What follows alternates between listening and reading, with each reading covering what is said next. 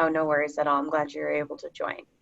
All right, so feel free to use the chat, and welcome everybody on behalf of the Career Development Center here at Sacred Heart and Sacred Heart's community at large.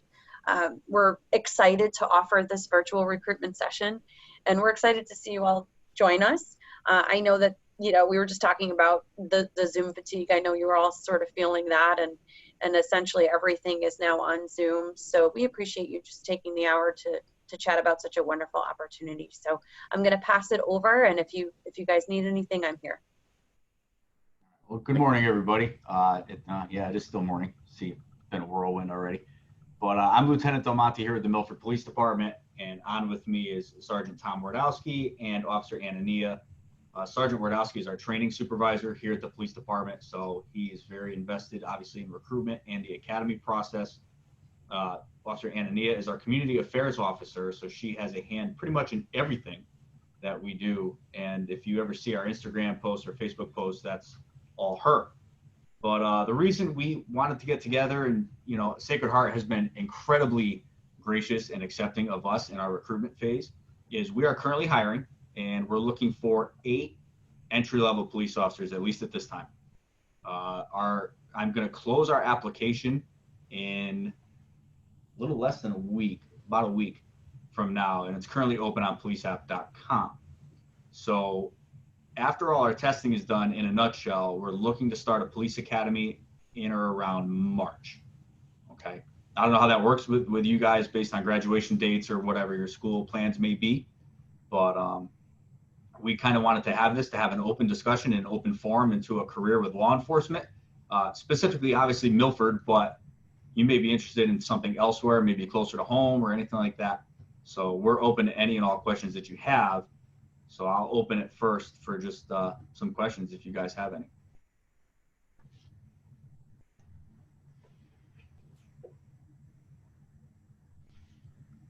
If I could just make a comment about the start date. We have had this situation before where the start date preceded graduation, and we've made every effort to try to accommodate students, because we know that getting hired, getting your foot in the door is really important. And if this is an opportunity that students have, that we tend to work with them to try to allow them to finish their semester remotely. And that might even, in the current, our spring semester looks like it's going to mirror this one. We're going to have a lot of remote learning. We're going to have a hybrid, or what we call a shoe flex model. But for those of you who are students at SHU, we do tend to work with you, so we can try to get you to complete your courses if you did want to take advantage of something like this. So this is something that we can do. We can try to work with your CJ professors and others as well.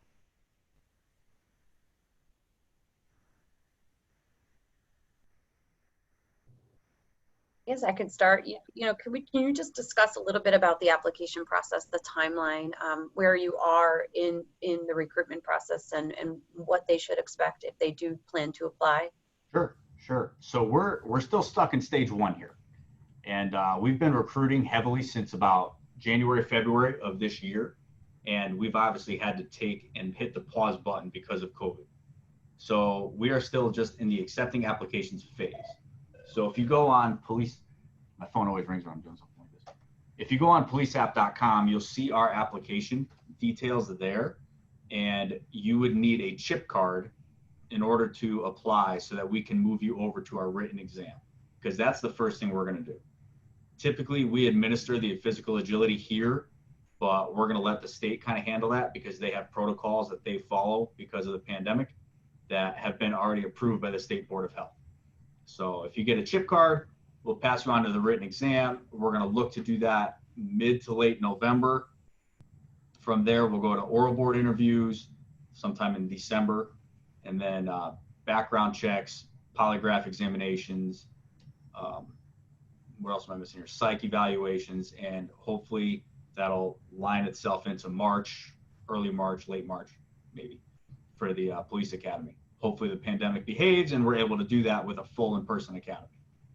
But there is a fee to apply, and if you go to get a chip card, I believe there's 5 or 6 openings for different tests throughout the state, and they're on certifiedfit.com. That's how you get to a chip test, and you just have to register for whatever test you want to take. Hey, how's it going, everyone? Is the test online or? Our written test? Yeah. No, we're actually going to hold it in person, or try to. So Okay. I had to have 2 different plans for phase 2 and phase 3 reopening plans.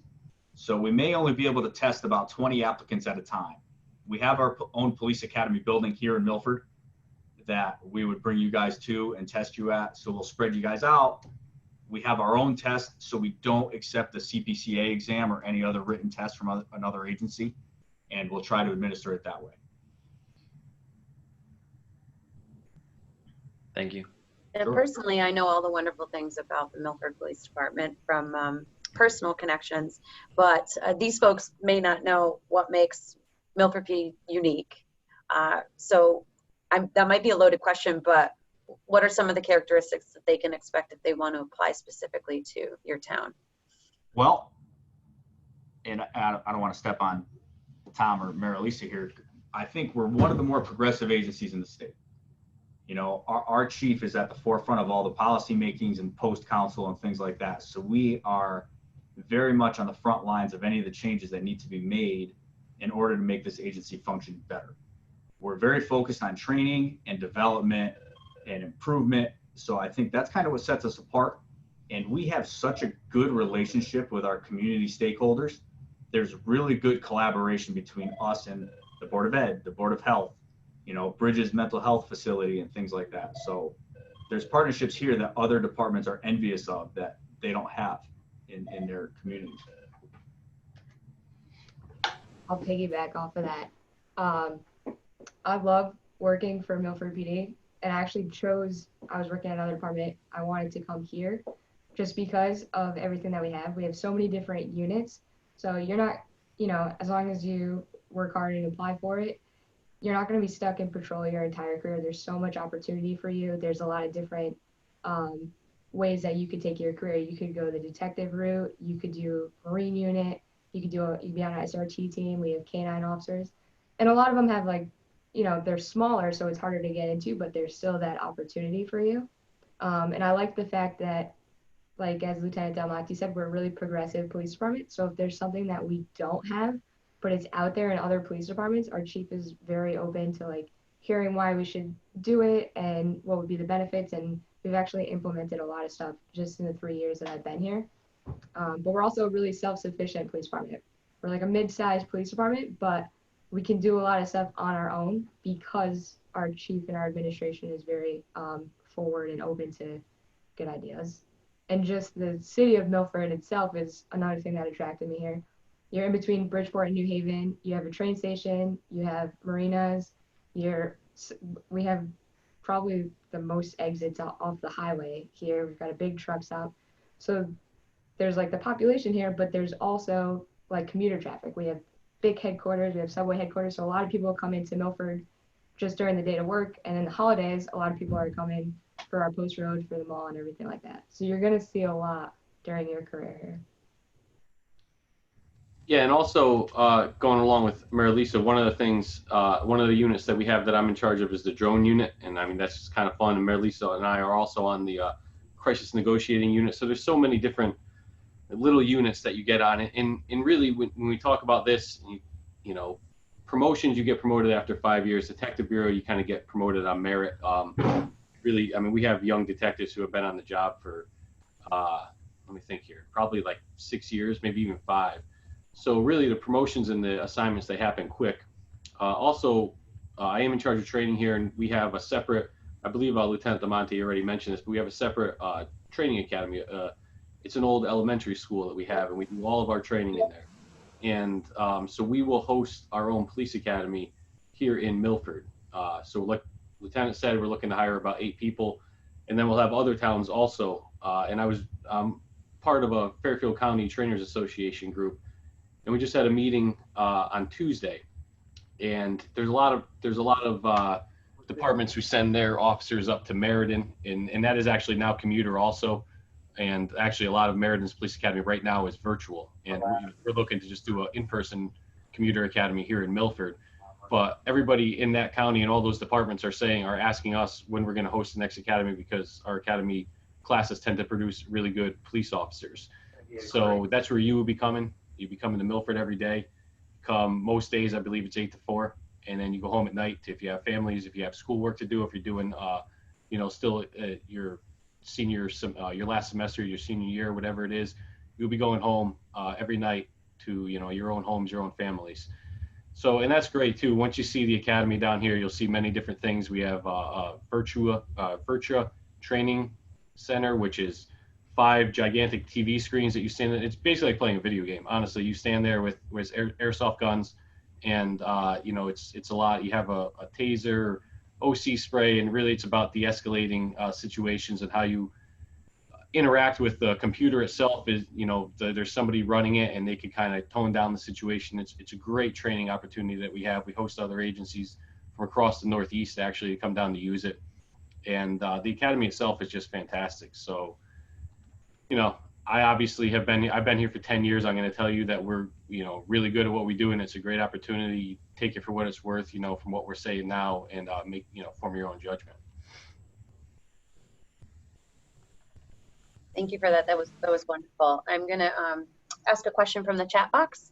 I was recently honorably discharged from the Marine Corps. I'm currently in the process of claiming disability through the VA from my time in the service. Are you allowed to become a police officer if you get a VA disability rating of 10% or more? Tom, I don't know if you have a concrete answer to that, but I don't. I can find out. I'd never heard of anything along those lines, but I've never been, and nothing's ever come across. Let me see if I can get an answer before the end of this meeting, actually. So, yeah. I'll get back to that. What I would say to that is, and I responded to in the chat box also, is Okay. As long as you're able to fulfill the obligations of the job, especially the physical demands of the job, apply. Especially, veterans. I mean, you have a whole different set of skills that are applicable and that can transcend to law enforcement. So now I don't know, the ins and outs of some of the things that you'll go through in the VA or anything like that. But, I've never heard of the 10% thing with us at all. So, I think as long as you're, able to complete the tasks that we would ask of you and things like that, like I said, application is still open until October 15th. So so I'm also a polygraph examiner, and I've never heard of like a specific number where that disability rating is too high. I know that in the polygraph exam, it does ask we're going to go through like our questionnaire beforehand, and it will ask what your disability rating is. So if it does ask that, just be truthful and honest about it. And then the follow-up questions to that are, do you have anything that would prevent you from performing the duties of a police officer, like sitting, standing, running, walking, anything for a long period of time? Because there's going to be times where you're standing, like at a crime scene, or you're going to be sitting in the cruiser on a traffic post or anything like that. So as long, like what Lieutenant Damonte said, as long as you're able to do that and pass a medical, then I've never heard of any number that's like in place where you can't do it. And that actually brings up my next question. It transitions it well. What are some of the common mistakes that candidates make as they're going through each stage of the application process? Mistakes? Yeah, like just ways that sort of puts them in the back seat as opposed to other applicants that are kind of moving through the process more swimmingly. Swimming. Well, I think nerves gets the best of people, especially when it comes to the oral board interview, because they're not used to having a conversation with 3 or 4 established police officers who are asking them questions to see how they think on their feet. We will not ask questions in a written test or an interview that are meant to trick you, but your mind might trick you. So when you're responding, you may not respond as you normally would. So I always tell people to practice, and prepare. But in terms of a more concrete mistake, and Mary Lisa touched on it with the polygraph, is lack of veracity or lying or untruthfulness. however you want to put that, is we do a very extensive background check. You know, the process to become a police officer is exhausting and there's a lot to it. So you just have to make sure if you're asked a question, just be open, truthful, and honest with it. There's no reason to be ashamed or embarrassed or afraid of any response that you're going to give, because you know yourself and your background. So you don't want to get into a position where you're tripping over yourself and going, oh, well, I meant this and I said this, or, you know, you don't want to end up in a conflict. Yeah, a couple of things too that I know I've heard about and seen over the years is, one is when you're showing up for the written test, not so much the physical, we're not going to even have the physical, but when you're showing up for the written test, come presentable and, you know, some sort of decent attire. You know, we've had people show up in shorts and t-shirts and sweatshirts, and you're always making an impression. You know, as far as I know, Lieutenant, we don't have an actual dress code for these things, but you're always making an impression. So, you know, show up to the interview, which is the first interview really is your written test, because we're going to see you and we're going to remember faces. Show up, you know, looking presentable, looking like, hey, you really want this job and you put some effort into that. You know, it's not going to be something virtual where we're sitting, you know, and all you're seeing is your face or whatever, and that's totally fine. It's completely different on something virtual. But when you get in person for a written test, just come presentable. That's number one. Number two, we won't be doing this, but the physical test, sometimes people get a little arrogant maybe and just say, oh, you know, I'll show up that day and do 40 sit-ups. And then they show up that day and they can't do 40 sit-ups, and then that's it. You know, you don't have that chance. So really just make sure you're prepared for that. And then Lieutenant also kind of touched on this.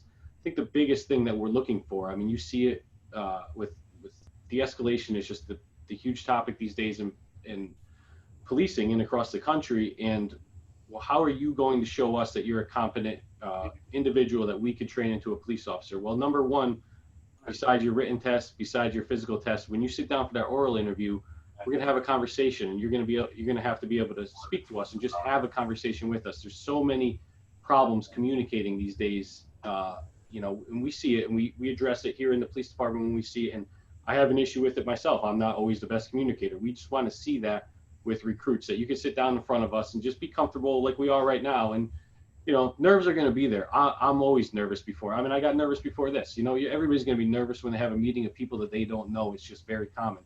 But to be able to get some words out and communicate, we're really going to be looking at that. And it's okay if you trip over yourself, but you just want to, you know, be able to sit there and have a comfortable conversation at some point with us. So really just practice that, you know, however you may do that. I know there's different training opportunities online. I've used them for promotional exams where you go before like a fake oral board, or you'll see, you know, potential oral board questions. Just go through them, have some talking points, you know, just feel comfortable, practice, because if you really want to make a good impression, you're not just going to wake up that day and say, okay, if they ask me what I'm going to do, you know, if I see some police officer stealing, this is what I'm going to say. You know, you practice these things in advance and say them in front of other individuals or in front of a mirror, and just see how you're looking and projecting your voice also. Going off what Sergeant Wardowski said, so the physical test, that's the only test going into this that you have the answers to. Just practice those 4 things. A lot of people get so nervous, and most people get eliminated on the physical test. And it's something that you could be prepared for going into it. So just, there's 4 things you have to practice, just work on those. Another big thing that eliminates people is the polygraph test, and kind of what Lieutenant Del Monte said. Everybody has done things wrong in their life. You're never going to find a police department where every single officer is a perfect angel. Life experiences make you a better police officer. What we want is to see that, like, yeah, you made some mistakes as a kid or in high school, whatever, but you learned from those mistakes and now you're a better person for it. Now you know that those things are wrong.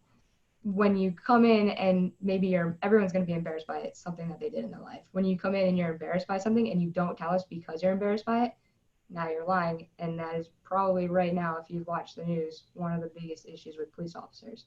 So that's going to eliminate you. If you smoked pot in high school, or you ate a pot brownie, or you stole stop signs, those are things that we could work with, and it shows us that you're an honest person and that you made mistakes and you've learned from it. That's what we want in a good candidate. So just be truthful the entire time. Just by telling us something that you did wrong, you're not going to get eliminated for it, unless you say, like, you murdered someone. Hopefully that's not the case, but we could work with small mistakes. So don't think something's going to eliminate you just because you're embarrassed by it. That's excellent advice. Thank you so much for that. So Ron and Joshua, I didn't allow you to have a chance to ask any questions. No pressure, but do you have any specific questions in mind? I had a question. I'm from Bristol. I'm a non-resident. I didn't go to SHU. I do have ties to Bridgeport in that area because of friends who went to that school. My sibling was at that school as well. But for a non-resident, because I saw that on your application, you have to reside within, I think it was like a 25-mile radius of Milford. So obviously Bristol is a little farther than that, but is there going to be like a flexibility gap for relocation or anything just because I'm a non-resident? Granted, I get to a position where I'm available to. Yeah. So it's border to border. Oh, I'm sorry, Tom. It's 25 miles border to border, or as the crow flies. Okay. So if you were to get hired here, it would just be with the agreement that, so at some point during your time in the academy, basically, you're going to relocate yourself closer to the agency. Doesn't have to be in town, unless you want a really short commute, but it would have to just at least be that agreement, the gentleman's agreement, I guess you could say, to come closer. Thank you, Josh, for asking that. It's a very good question. I've always wondered that myself, so I'm glad you asked it. I'm actually looking up how far away it is right now. Yeah, like 50 minutes or so. Yeah, I grew up in Torrington, so I always go right through Bristol. I'm just trying to see if, but I digress. Anyway, carry on. Ron, no pressure. Do you have any specific questions that you need answered? Not off the top of my head right now. Okay, no problem at all. Thank you.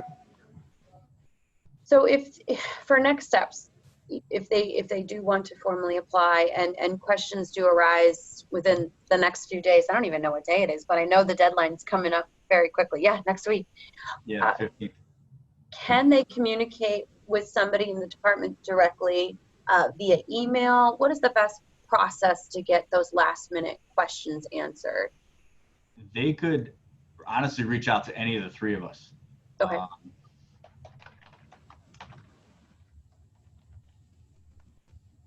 Yeah, that would be great. That's my email. Perfect. Let's see.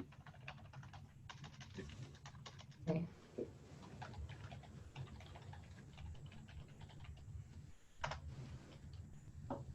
In my direct line, you see Mary Lisa's email in there, and Sergeant Wardowski's. Since we kind of head up the recruitment team, we're the point of contact for anybody looking to apply here or anybody that just has a question about a career in law enforcement at this point. Because doing things like this, we've made a lot of networking connections, which is great. So at any point, anybody can reach out to any of the three of us, and we'll be happy to answer any questions they have. Corey, what did I miss? What am I not asking? I think a lot was answered, but let me think. So we talked about the biggest challenges that this profession is facing currently, and certainly it's something that candidates should be familiar with so that they can discuss it during the interview process. And we talked about the benefits as well, right? We talked about more specifically the benefits pertaining to Milford PD, but maybe a bigger picture, right? What are some of the things that you enjoy most about your career? And as you reflect on your positions, what do you enjoy most about being a police officer? Yeah, one of the best things really is you're going to work in an environment, a teamwork environment. So, if we have some folks here who are in the military, I was not. I was told this is sort of similar. And also, anybody who's, maybe a former athlete or anything that's worked in any kind of team environment, you get that here. You come to work, you get changed in the locker room with everybody else. You talk about last night, you talk about the last shift, the next shift, what the overtime jobs are, all that kind of stuff. You go to briefing together every morning. So there's a group of, 6 to 12 officers in there kind of going over what happened on the last shift, what to look out for. And you have that camaraderie aspect. You get called to a call. Here in Milford, almost every single call that we go to, there's at least another officer going with you. So you're going to have that support. And that's something that I've always enjoyed. I actually started when I graduated college, I went to school to be a teacher. I did that for a couple of years, and that was very, similar, but you're also on your own a lot more, which, was different. And I really missed that team aspect that I had, kind of growing up playing different sports and all. And coming here, that just really fulfilled that for me. So that really is the thing that I truly, truly enjoy. And, this is going to sound kind of corny. It's probably like one of those answers you will give on your oral board exam. But really, when you see like a kid out on Halloween dressed up in a Halloween costume, and you have some candy with you and you give it to them, and it makes their day, like those things are cool too. And, seeing the community, the summer here in Milford, there's so many people on the beaches just stopping by and saying hi. Believe it or not, and no matter what anybody thinks or believes or sees or reads out there in the media, at least here in Milford, the vast majority of citizens here love us. And they want to see you say hello. They want to talk to you, hear what's going on. They want to tell you about the burglary that happened, 2 miles away in their town. And hey, do we have any suspects, or what do we know? You're really strongly supported by the community here. So interacting with them has also been a really good positive. Obviously a good positive. Yeah, somebody once told me when I started, and I didn't quite understand it until I actually got into the job. We have probably the single greatest privilege in the world, in that we have to respond to people in some of the worst moments of their lives and fix it. Like, you're expected to be that problem solver in that moment to make that person feel safe, feel better, feel happier, feel more secure, whatever the case may be. Whatever the call may be, it's our responsibility to establish security for somebody, and that is a huge privilege for us. And like Sergeant Wardowski said, the teamwork thing is great. The community contacts are awesome, because not a whole lot of people get to do what we do every day. We get to go talk to kids in school and read stories to kids, and walk into hospitals during a toy drive and drop things off and stuff like that. And not a lot of professions get the opportunities that we do, and you have to take full advantage of it, because you have to make it your own. And if you don't do that, you're just going to kind of glide through, and you may not have experienced any of those tremendous things. But if you put your heart and soul into it, you can really make and establish some really great memories for yourself, and establish really good connections for yourself. I agree. Like, the number one thing for me is the people I work with. It's like a second family, and you become good friends very fast. Growing up, I always knew I wanted to be a police officer. So like, getting into this profession, I kind of had tunnel vision. Like, I would hear my parents come home from work and just complain about people they work with, and like sitting at a desk all day and doing nothing. And I wanted nothing to do with that. So I love this job for that aspect. Every day I go in. Now I have a little bit of a different job, but when I was in patrol, you never know what you're going to get that day. You never know if you're going to get out on time. You never know if it's going to be a good day or a bad day. But I liked that, like, that unknown. It's not the mundane thing every day. And I like that whether you're here for your first day on the job or whether you've been here 25 years, you're going to learn something every day. There's, number one, technology is always changing. Police work is always changing. But you're just always going to be learning something new. You're always talking with the community and learning stuff from them as well. And like, the job that I have now, I love, because I can go out and hand beach balls out to little kids, or coloring books, and they're like, I also do social media, so I get the negative side of it. Sometimes I get a little bit too wrapped up in like the news and the media and all the bad connotation that comes with law enforcement. But then I go out there. Last night I worked an overtime job on midnights, and people came up to me and were like, "Thank you for your service. We really appreciate everything you do." And it's just nice to actually be out there and hear it firsthand from people speaking directly to you, or like giving a little kid a Milford Police beach ball, and then he wants to see the car, and he wants to see the lights, and he wants to be a police officer when he grows up. So those things are really cool. Thank you all. That was very inspiring. Are there any last minute questions? We are so appreciative of everybody's time. Oh, go ahead, Professor Morris. Yeah, I would just like to say, I mean, this is probably common sense and things that if you're an applicant that you would think of anyway, but whatever police department you're applying to, whether it's Milford or any other one, in preparation for an oral board, you really should try to learn as much as you can about that department, what kind of programming they have, what kind of philosophy they have. A lot of it you can find on, on the website. I think it's really important to know as much as you can about the department. The other thing I would suggest you do is we just passed a police accountability bill in Connecticut. I think it's really worthwhile to look at that bill because it helps you identify some of the issues that are important to the people. You know, it's not a perfect bill, maybe from the standpoint of everyone, but it is what it is. And I think it's important for applicants to know that.